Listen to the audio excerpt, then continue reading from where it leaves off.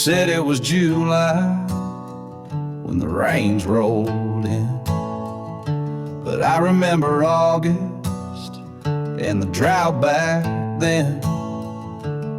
You spoke of late nights, laughter and light, but I was up crying alone every night. You painted us perfect. Welcome, listeners. This is the L.I.F.E podcast. Yes, it's good to be here. My name is Anthony Ibu, and today I have with me, I won't say a regular face, but you've heard her voice on this podcast. Should I introduce you or should you introduce yourself? Okay, let me introduce you. Good boy. He's learning so fast. Okay, so today I have with me Barrister Sarah York Snat.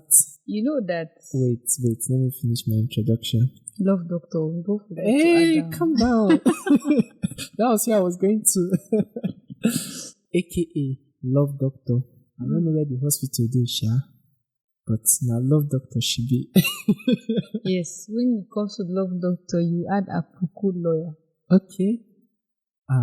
AKA Apoko Lawyer. Correct. She's the barrister with the swag.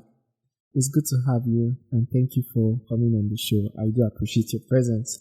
This is the 9th episode of the 3rd season of the L.I.F.E podcast. And today we'll be talking about what violates your love. What violates your love? When it goes wrong, when love goes wrong, what violates your love? But before we dive into the topic, we'll be going on a short break, and we're enjoying you to stay with us, and we'll be back to continue with the show.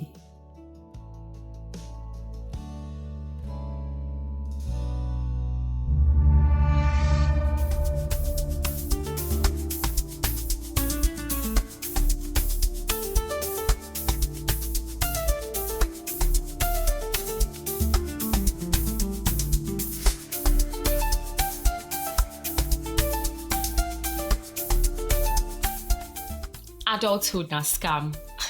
The very famous Nigerian phrase that summarizes most Nigerian adult experience navigating through life.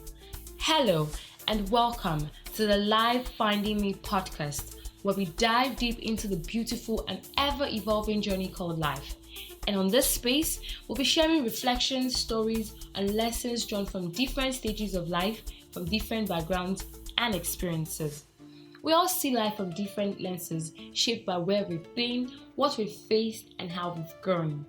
From the quiet victories to the loud challenges, the unexpected turns, and the moments that really count, we'll be here to talk about it.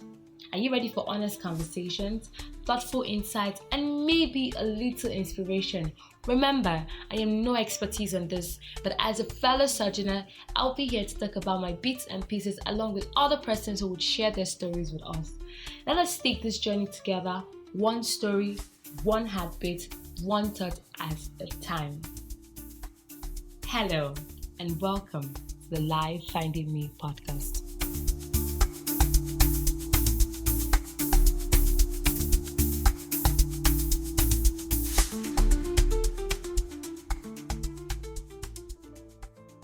Welcome back. It's still the L.I.F.E podcast. Yes, the topic for today is what violates your love.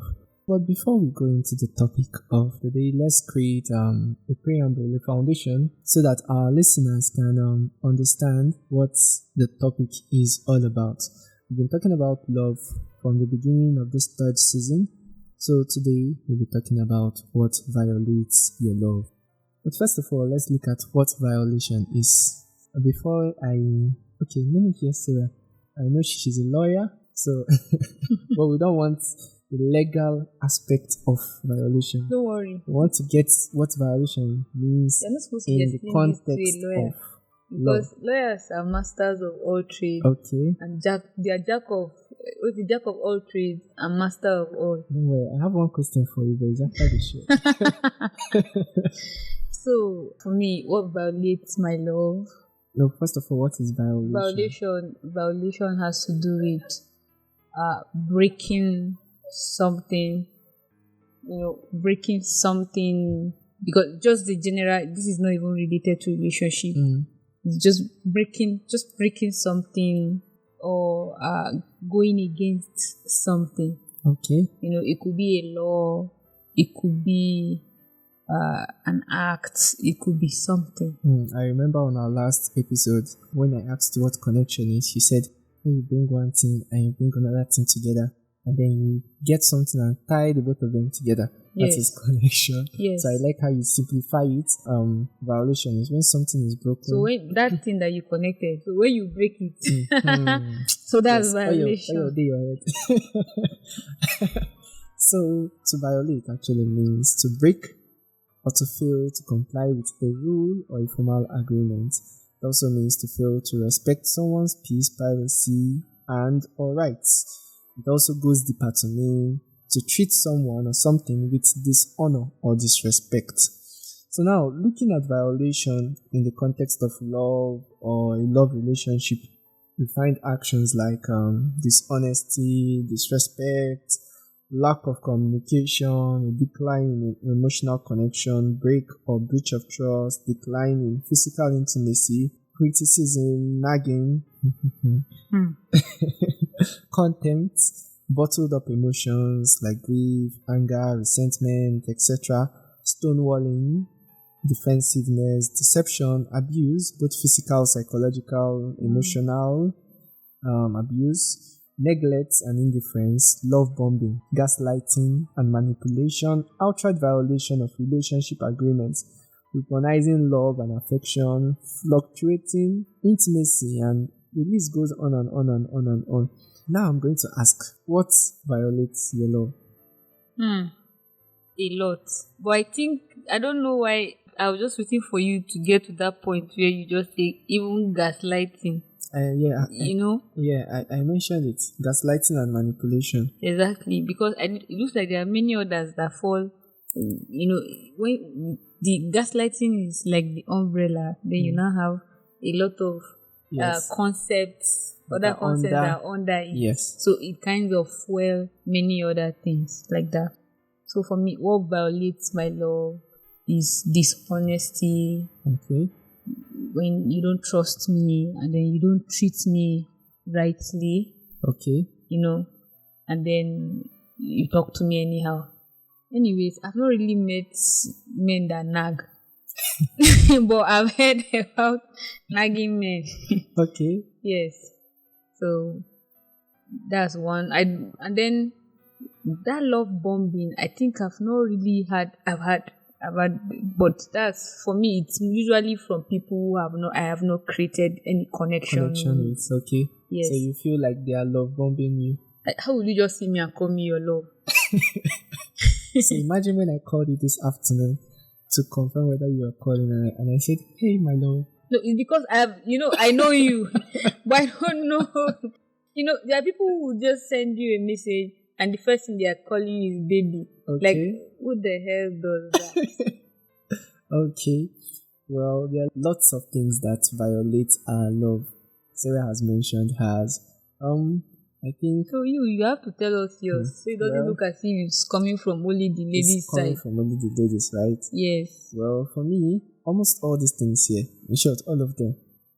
Oh, there's no one that's okay. Well, No, you know that there are some that would come before. It's more or less like prioritizing. Okay. In Yes. order of priority, Yes. I think okay, I'll put some at the first. The first one is breaking of trust. Say you lied to me on a serious issue, not something trivial. Let's say we are joking and I ask you what's in your bag and you say it's water. Whereas it's wine. That's trivial. That one is not so, even but anything. I mean on serious matters. Say you lied to me and then maybe maybe much later on I get to discover that you told me a lie, and then you now add fuel to fire by even defending the lie or trying to prove yourself right or trying to even lie on top of it that is not how it is. That's an outright dishonest person. It goes on to disrespect, deception, and being defensive when you know you're actually wrong. Instead of just saying, I am sorry, and just letting everything to continue. You then try to like more or less justify what you said, or just keep on being defensive about it. Like, it just makes me feel, okay, this person does not value me, or this person does not value what we share. Or you're not being heard. Yes, I'm not being heard or seen. Because if you actually do, then it won't take you anything to say, okay, I'm really sorry. I did not intend. Yeah. And even if maybe you intended, you did not see it this way. Just like you said one time that you love sarcasm. Yeah. Now, and I say that sometimes you could be sarcastic, but the other person is getting hot. So now imagine when you're being humorously sarcastic, and then the other person is being pained. So when you now realize that, all you just have to do is, oh, sorry, I didn't mean to offend you. Yeah. But when you now say, now play, I just they play with you now. No, I don't know how you just they take and personal, they just they frown face, they do like say, you know. Anyways, in relationship we are meant to annoy each other. Yes, obviously. That one, if you don't sign it, you either sign it. It's natural because we are all imperfect and we are all human beings. True. So, but there is now the annoyance is for certain. Now, what matters is not the annoyance, but what you do after that, how you handle it. You know, even when you're being sarcastic, you get sometimes you also watch the body language of the other person. Yes, very true. Because the person who is listening to you is supposed to be receptive of what you are giving. So if I understand that I'm hitting a rock, definitely I will have to adjust. Yes. Because at that point in time, I have noticed. But if I know that you are receptive to it and I see it in your body language, your facial expression, and then you understand? Yeah, match the accelerator. All right. Actually, sometimes this violation doesn't just happen like that. Yeah. Sometimes there are things that leads to these violations of love. And some of them happen before the relationship even started. Some happen when the relationship started at the initial point of the relationship.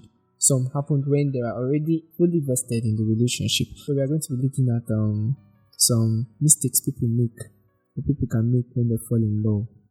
So, you know. I don't know. You know, they say the person who is in love usually is blind. No. So until you are out, then you now realize that, oh, this wasn't really going well. So, my friend actually told me something and I didn't pay attention to it. But I always say that people should learn to lay their priorities right from the beginning. Like, you know what you like, you know what you don't like. You know what you want, you know what you don't want. You know exactly. And then from the initial, when somebody, you know what you can give. Yes. And what you can. So from the beginning, you already say, okay, it's more or less like carrying out SWOT analysis. Yes. You know your strengths, you know your weakness, then you also identify the opportunities and the threats. So even in relationships, you can apply all of that. And then that is where open communication comes in. Okay. So you have to talk about it. This is what I like. This is what I don't like. Because at that point, from the beginning, you are trying to know yourself. Then what you have told me or what I have told you is what you'll be using to work with. Yes. And going further.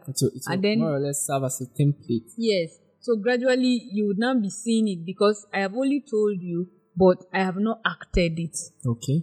Words can be powerful, but actions, expressing it, is what makes me believe that, oh, truly this person is. You can't tell me that you are kind and I don't see you acting kind. Yes, very true. So it starts from the beginning. Now, there are many of us who have gone into relationship. I don't know whether it is as a result of infatuation, like Two-Face said. So it could be infatuation. It could be as a result of one thing or the other. Maybe something led to another. And then we don't get to tell all of these things because you need to know. There are times that you get to tell somebody that, oh, I don't like someone who nags. There is a way that maybe in a previous relationship I have been told about that. I may actually tell you, somebody has told me about it, but I've been working on myself. So that way it helps you to know when maybe I do certain things, you may raise an alarm and like, oh, yesterday while we were talking, you raised your voice at this point, And I didn't like it. and I didn't like it. Oh, I'm very sorry. I didn't know I did this. But if that made you feel bad, I'm sorry. So that way it's more or less like carrying out monitoring and evaluation in relationships. Yes. So many of us go into relationships without laying priorities right. Then gradually other things begin to unfold. Before you know, somebody, because it looks like somebody does not even care about, or he doesn't even know that you don't like certain things. Yes. Then he starts to do it, and you are now unable to express yourself, or probably you just felt like, let me just allow this. Some people are in relationship out of pressure because your peers are in relationship. You don't want to say that I'm single, or maybe the person you're dating now tells you that, oh, you will never find somebody like me. Then you will not be there to manage all the trash that will be thrown to you, and then it starts from gaslighting, because the moment I'm able to gaslight you and you become a prisoner to me, that is when I can physically violate you, emotionally violate you, love bomb, even, there's a way I will force the love on you, even when you are not happy about it, I'm pushing it, and then it's irritating you. I'll do a lot of things because, one, I've already gaslighted you into letting you know that I'm the best person for you. Yeah. So you can't even leave, because if eventually you leave, you begin to think of, because most times when people gaslight you, they don't feel good about themselves. So they want, they're actually throwing it to you so that they can feel better. Yes. So now, and then if you succumb to that, they become the predator, then you become the prey. And that is how many relationships go. Because if many people tell you the things they are experiencing in relationships, you just open your mouth and be like, so why are you still here? And you hear very unreasonable reasons. I've been with this person for the past 4 years.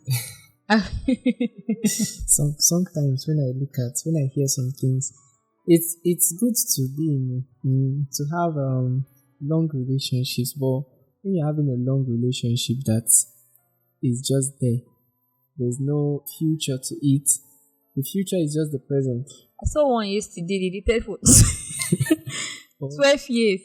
That's 4 degrees. Yesterday I was listening to an audiobook. It's about marriage. I can't remember the exact title. I think it's The Deep-Rooted Marriage by popular author Dandy Allender. He's a psychologist, and he writes books on psychology, human relationships, and all. While listening to the audiobook, I heard him say that sometimes people fall in love because of trauma. Yes. Past trauma. And then at the early point of the relationship, it all seems good. When similar thing attracts, they'll think, oh. But then at some point, when everybody starts to unwind, when those feelings, those emotions butterfly of love and chemistry and all of that, when it begins to wane, gradually you begin to see the reality. And then you see, oh, this person who I thought was perfect is not as perfect as I thought he is. Not even perfect at all. And then the other person will say, even you too, you are not even anywhere near perfection. He made mention that trauma, like people who come from traumatized homes, people who maybe one of their parents or both parents were not loving towards them, that sometimes there are certain traits that kind of they inherit from their parents, not inheriting through genes now, but those are familiar experiences. Yes. So when they may not necessarily see it in a person, but you know how the brain works and how the mind works. This is what I'm used to, so that's what I'll crave for. Yes, so that association now brings that union, and then over time, when everybody's back to reality, they begin to see.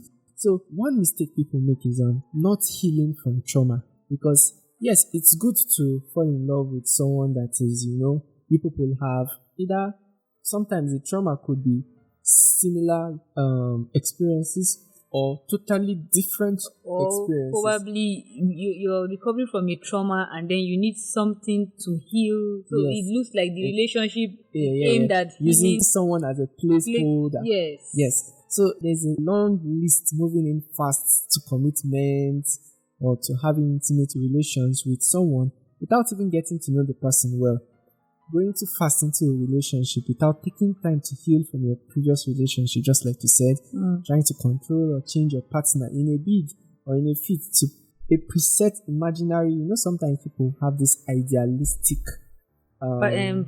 partner characteristic or perspective or qualities of a partner. Yes.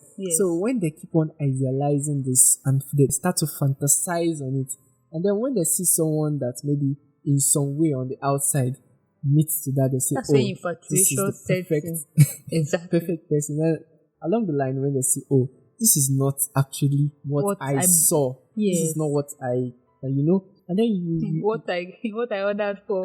That is what I got. So it goes on and on to the ideology that your partner completes you, when actually your partner does not really complete you per se, but only adds to you and what you have. So that's why sometimes they say a relationship is not 50-50. It is 100-100. You bring your 100, I bring my 100, put it together. Because if you are bringing 100 and I'm bringing 80, you will feel that gap, the absence of that 20%. You know what leads to this is that they said, Nemo that cord, non-habit. You cannot give what you don't have. And do you know that the Bible says that love is the greatest commandment, right? And the greatest gift of all. And do you know that many of us, like let's say 99.9% of us have not loved truly. As at last week, I was just trying to analyze something and I said that most of us have, the reason why love was made the greatest commandment is because it's the most difficult among all the commandments. It says that you should love your neighbor as you love yourself. Many of us have not even understood it, that it is when you have so much love for yourself. This is not selfishness. This is you, because you need to be able to love yourself so you can love somebody equally. And that is where many of us don't get it right. That if eventually, because these are some of the mistakes we make, because we are finding fulfillment in others rather than finding fulfillment in ourselves. Because first of all, I need to be satisfied with who I am. I need to be fulfilled with who I am. Then I'm able to give the same, in the same measure, to another person. So from that way, you know that, see, somebody who knows that you love yourself so much, if you are in a relationship with that person and that person is a selfish person, if they know you love yourself very well, they will run away. Because they know that they can't hurt you. Yes. Because you already know your self-worth. And then you are here to tell the person that I know what I have and this is what I'm coming to give you. You understand? Yeah. This is what I'm coming to give you. Like if I'm giving myself 50, I'm coming to give you 50. If I'm giving myself 100, I'm coming to give you 100. So for someone who understands this concept, knows that I will not come into a relationship and be telling you, you have to bring 50-50. What do you bring to the table? No, I am coming with the whole of me because I have a lot of love overflowing and I want you to benefit from that. So that is how you're supposed to come with yours. And that is where they now say love is kind, love is patient. You realize that somebody who loves themselves, is not difficult for them to show all of these qualities. You understand? Yeah. So most of us make this mistake. And then that's why, if I know that I rely on you on happiness, you will gaslight me. There are a lot of things you do to me that I will manage. You will even beat me and give me reasons why you have to beat me. So you understand? Some mistakes people make is, when you already have a dysfunctional mindset. Take, for instance, the person who grew up in a dysfunctional home where either the father was beating the mother or the mother was beating the father, or being emotionally manipulative through maybe her words and her actions and all of that. The child, either the male or the female, gets to grow, this is the norm. And over time, like you hear some things, like some girls say, okay, I actually don't believe my man loves me if he does not beat me. Yes, I've heard that. I just told them I think you need to go to psychiatry. Because or you hear some girls say, how will I show you I love you if I don't give you drama? So Anyways, just come with a lot of drama. well, that's story for another day. So I think, let me just add again that there are some people who, where you're talking about this, some kind of dysfunctionality Yeah. that some people possess. There are some people that have been told, it's just like you come from a home where they tell you, women don't talk, or men do this, men do that. women don't So talk. how women would you speak. grow up where if they don't shout at you? It means that, so if you go to another family and they shout at you, what will you do? So you will not be in a relationship that they are shouting at you just because they told you that anywhere you go to. Meanwhile, there are other people that you see they love themselves without shouting at each other, and you'll be like, what kind of love is that? I always say this, that you could talk to someone without shouting, Yes. no matter how angry you are. Very You could register your displeasure without raising your voice. Very well. It actually requires either you grew up in that space where that was practiced, or at some point you just made up that decision that you will not live like this. Like, there's this kind of control it gives you. I was also reading a book. It said when you look around in a room, the calmest person, that's the leader. Follow him. Because in the midst of chaos, you see everybody is erupting like a volcano. But when you look around, you find someone that, amidst all the chaos and all of that, the person is just calm. Have you ever thought or asked yourself, why is this person like this? Or is it that this person is not seeing all this chaos? That question is very, very necessary. You have to know first of all, so that you will just be sure that maybe if it's something that has to do with hearing, maybe the person is not here. No. Or if that do with something. When that is But I ruled understand, out, yeah. when that is ruled out and then the person is still calm. But you know that everybody has the ability to unleash. Everybody has the ability That's to very true. do the things that. So there are other people who feel like, just like you say, there are ladies who just say, how would I come without drama? And then people feel as if they have monopoly of the drama. Everybody has. I usually use Jesus as an example. He whipped people. My sister will say is Jesus 5 minutes madness. So everybody has 5 minutes madness. You can imagine just got it, and then so he has. Everybody has nobody has monopoly of doing certain things or being bad to anybody. I can decide to, but we have conscience, and that's the reason why we know. And then we already have teachings from home. We have agents of socializations that have helped us to associate with people. Because by association, you already know that, I shouldn't treat this person this way. I shouldn't treat this person that way. Because I saw a post yesterday, somebody said many are married, but many are not happily married. Yes, that is true. And that is a sad reality. It is true. Yes. It is very, very true. Because many people's love has been violated. However, they cannot talk about it. There are many more mistakes people make, and like masking up imperfections, hiding one's true self, just in a bid to, please your partner and all of that, Yes, I was going to ask this question. What mistakes do people make that prevent them from experiencing real love? Mistakes. Yeah, there are many mistakes. Okay.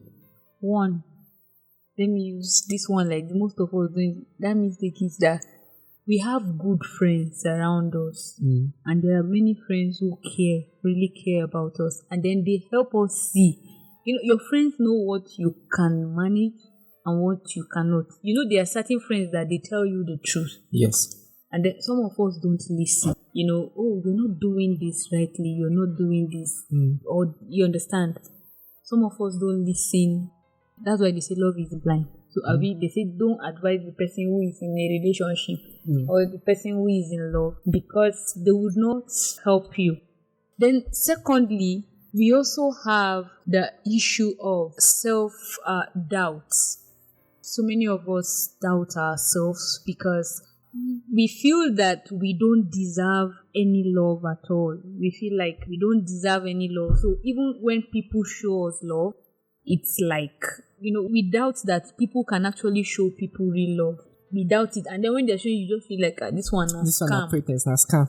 Meanwhile, you're supposed to just open, they like enjoy the moment. Yes, I think that comes with holding on to past experiences. Yes. When someone feels, okay, this is how I was treated, and maybe past trauma and all of that, the person now feels, oh, I cannot be loved or real love. Some people have given up on love. They say true love does not exist. Yes. And now just to find person way tough and go to manage yourself, that kind of thing. There's also pressure. Yeah. So that you just tend to. There are many people. Okay, if you go on social media, like let me use this anonymous post you always see. Yeah. You see somebody say, "I am 32. I am working. I am this. I just need a lady to or I am this. I just need." So now at that point in time, it's not about the connection. It's about, I just want to get married. Yes. So they may not experience true love, because you see posts. I have seen posts where the person will say, maybe at that point in time when I married my wife or when I married my husband, I was in a particular place. But right now, I don't think I am in love with this person. Yeah. So it's like this person is in a cage and I'm out. Like I'm watching you loving me, but I cannot reciprocate the same love. So there is pressure. Currently, there is pressure in. Yes, I think we're going to touch that in one of the topics we'll talk about in one of the future episodes. But there's this thing. Actually, this thing you just talked about. Sometimes it's not necessarily because that your partner is bad. Yes. It's now for the other person to find what actually attracted them to their partner in the very first place. Yes. And then to find, in everybody there are good qualities. So, in as much as sometimes you hear people say, okay, it's not like my partner is not a good person, but I don't feel the connection again. You have to now retrace back to actually because the truth is, if you are given the opportunity to leave your partner and go start a new relationship, the butterflies and all of that will be there, and then at some point it will wane. Then you still reality will still set in. You still make the same comments. I don't feel connected again. I don't feel the connection again. And it will keep on happening and happening. Yes. So it's not about the duplicity or having to have many relationships and all, but actually trying to stand to make that one that you are in work. I'm not trying to say if it is toxic, I'm not trying to say you should stay in a toxic relationship. But then, when the land is fertile, everything is good. It's now a matter of emotions and an emotional connection. Then I don't think leaving the relationship is. There are different phases in relationship. Yes. It starts with the butterfly. Oh, you're fine, you're beautiful, good morning, what did you eat? Then reality begins to set in, because at that point in time, you're now getting to know how this person lives their life. Are you ambitious? Okay, what do you do? What are you, Yes. At that point in time, then some people, that's where even some people have agamophobic, the fear of being committed in a relationship. So when it gets to that point, they opt out. Meanwhile, it is at this point that you actually experience that love. Real love. Yes. Okay, before we go, what are some ways or lessons that you think people can learn from past mistakes when it comes to love? One, heal, from past, the person you dated yesterday and the person you're dating today are two different people. So take time to heal, take time to say, oh, I have moved on. Yes. The memories will never go away, because you are human, you always remember. But once you say, I have moved on, take your time to heal, so that when you get to the next relationship, you will love that person as that person. Not based on the past. Yes. Then secondly, enjoy the moment. If it is, they say, when you go to Rome, act like the Romans. That's how it is. Enjoy the moment. If you're being showered love, receive it. If challenges come, walk through it. It is when you see that you have tried your best and it doesn't work, then you opt out. Yes. But just be receptive to love. And then love is not always about flour. Even the cake that we eat has a mixture of different ingredients. True. So be ready in to face quantities. Yes. So be ready to face reality. It's not always a bed of roses. Even roses have thorns. Exactly. Yeah. Exactly. Okay, thank you very much, Snat, for that one. I will be ending with this quote by Neil Strauss, and it reads, "Perhaps the biggest mistake I made in the past was that I believed love was about finding the right person. In reality, love is about becoming the right person. Don't look for the person you want to spend your life with. Becoming the person you want to spend your life with." So it's saying, don't look for the person that you want to spend your life with. Become that person that you want to spend. That's where that love yourself comes from. Yes. Because if I love myself, I have to be the right person to attract the right person. Yes. Yes. So on this note, we end the 9th episode of the 3rd season of the Life Finding Me podcast. I can't thank you enough, Sarah, for being here to present with me and now I have let you understand, convinced you by either words or action. Why do you lawyers always have to do this? No, this is not about. What about the children that usually say, "I hope I've not been able to convince you"? No, that's a debate. So you people still follow that line of debate. No, but anyways, I appreciate this opportunity to speak because sometimes I feel like I'm actually a novice when it comes to this, but with experience and then probably analyzing certain things, yes, I have been able to learn a little, We are not psychologists, we are not counselors. Yeah. But with little experiences, we can share what, with others so that other people can learn. So I'm very grateful that you actually invited me to be part of this show. And I am grateful that you... Dear listeners, I hope that I have been able to impact and then give you a different perspective, maybe a different perspective of how... what love is. Or what love is. Yes. And then what violates your love as well. Thank you very much, Sarah, once again. And to our wonderful listeners, thank you for always listening to the Life Finding Me podcast. So we thank you and we enjoy you to still stay tuned with us, and we'll come your way same time next week. From Sarah and I, have a wonderful evening and remain in love.